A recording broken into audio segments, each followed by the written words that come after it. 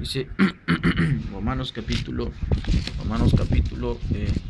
7 dice: ¿Acaso ignoráis, hermanos? Pues hablo con los que conocen la ley, que la ley se enseñorea del hombre entre tanto que éste vive, porque la mujer casada está sujeta por la ley al marido mientras éste vive.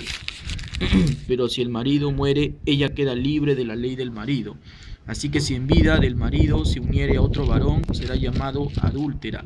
Pero si un marido muriere, es libre de esa ley, de tal manera que si se uniere a otro marido, no será adúltera. Así también vosotros, hermanos míos, habéis muerto a la ley mediante el cuerpo de Cristo, para que seáis de otro, del que resucitó de los muertos, a fin de que llevemos fruto para Dios, porque mientras estábamos en la carne, las pasiones pecaminosas que eran por la ley obraban en nuestros miembros, llevando fruto para muerte. Pero ahora estamos libres de la ley por haber muerto para aquella en que estábamos sujetos, de modo que sirvamos bajo el régimen nuevo del Espíritu y no, y no bajo el régimen viejo de la letra. Entonces, hermanos, acá vamos a analizar un poco este pasaje de Romanos, donde dice acerca de la ley, ¿no? Enseña que nosotros estábamos, los hombres, hablando del judío primero, ¿no? El judío del tiempo, de este contexto, el judío israelita, digamos, estaban sometidos, vivían toda su vida sometidos y esclavos a la ley, ¿no? Eran esclavos y estaban sometidos a un régimen que implicaba ganarse la salvación por esfuerzo humano, ¿no? Intentar ser justificados, como lo fue Abraham, ¿no? Bajo el sistema de obras, bajo las obras humanas, bajo esfuerzo humano, ¿no? Entonces era un sistema donde los judíos que se sometían a la ley eran esclavos de la ley, ¿no? Eran esclavos, ¿no?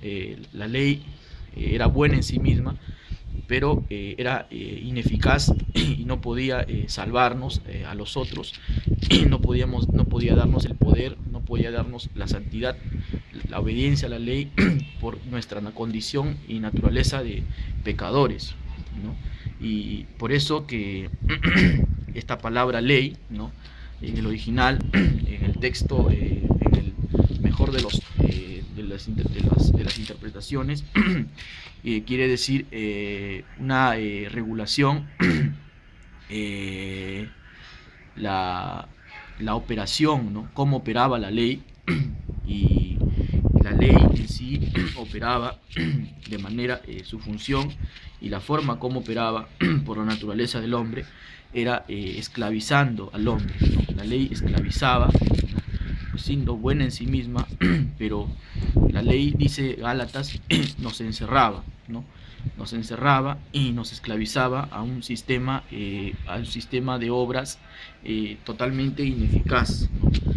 Pero dice el versículo 6, ya no estamos bajo la ley, sino bajo el régimen, no sirvamos bajo el régimen nuevo, para que sirvamos bajo el régimen nuevo del Espíritu y no el régimen viejo de la letra.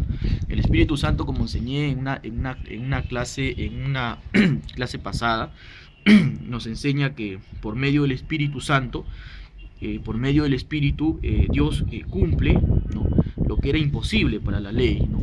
A través del Espíritu, Dios en el hombre, es posible ahora vivir sometidos a la ley como Dios lo requiere y como Dios lo demanda, ¿no? La obediencia a la ley, no perfecta, porque pero en Cristo, o sea, en Cristo, bajo las obras de Cristo, bajo la justicia anotada, imputada por Cristo, bajo las obras de justicia que Cristo nos imputa, ¿no? Y bajo su Espíritu Santo es posible obedecer y cumplir la ley como Dios así lo demanda. Por eso el capítulo 8 dice: ¿no? Ahora pues ninguna condenación hay para los que están en Cristo Jesús, los que no andan conforme a la carne, sino conforme al Espíritu, porque la ley del Espíritu de vida en Cristo Jesús me ha librado de la ley del pecado y de la muerte, porque lo que era imposible para la ley, por cuanto era débil por la carne, Dios, enviando a su Hijo en semejanza de carne de pecado, y a causa del pecado condenó al pecado en la carne, para que la justicia de la ley se cumpliese en nosotros, que no que no andamos conforme a la carne, sino conforme al Espíritu, ¿no? Entonces éramos débiles por la carne, ¿no? Éramos incapaces, ¿no? No teníamos el conocimiento. La imagen de Dios que había Dios impuesto en el primer Adán estaba dañada, afectada por el pecado, ¿no? La imagen de Dios que había en el hombre, ¿no? El conocimiento de Dios estaba afectado y alterado, ¿no? Necesitábamos de un Salvador, de un mediador, para que Dios restaure nuestra mente, nuestro cuerpo y nuestra alma, ¿no? Y recobre mucho de la imagen de Dios que Dios había puesto en el hombre, ¿no? Por sí mismo, entonces el hombre no es capaz de conocer a Dios ni de salvarse a sí mismo. No, no, se necesita del Espíritu Santo, se necesita del Espíritu de Dios, se necesita el hombre arrepentirse de sus pecados y venir a Cristo para que Cristo restaure, ¿no? Y devuelva esa imagen de Dios perdida del hombre, ¿no? Y le devuelva la capacidad al hombre, y le devuelva, vuelva a la vida así nuestro espíritu, que estaba alejado y apartado de Dios, ¿no? A causa del pecado, como dice Romanos capítulo 3, ¿no? Necesitamos del Espíritu Santo para comprender las cosas espirituales de Dios, como dice el libro de Corintios. Necesitamos del Espíritu Santo, ¿no? Que